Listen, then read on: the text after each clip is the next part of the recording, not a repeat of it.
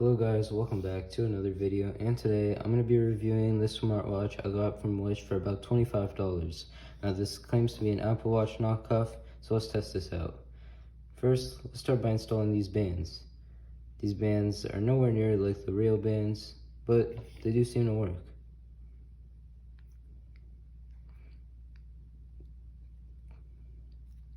Turning it on for the first time. It greets us with a hello. Let's try connecting this with our phone. The phone immediately sees the watch. Clicking on the watch, it attempts to make a connection. Turning it on, we can change the watch face by swiping to the right. Now on the phone, we are now connected to the watch. On the phone, we have options like remote shutter.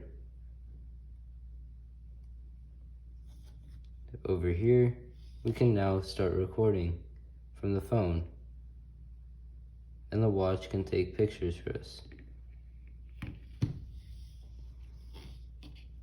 On the watch, there are different menus. Again, swiping to the right can change the watch face. The screen isn't that good, and the dimness, it's not that bright.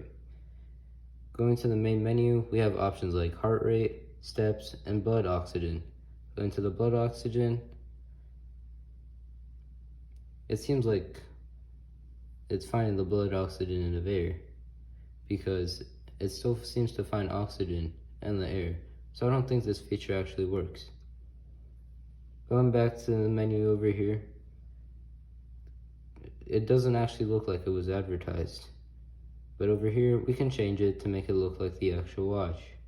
Going on here on Wish, it looks more like the real thing.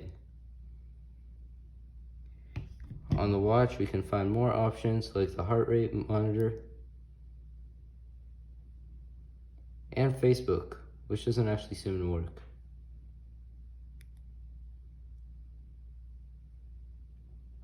Over here, we have sports and apparently a phone book.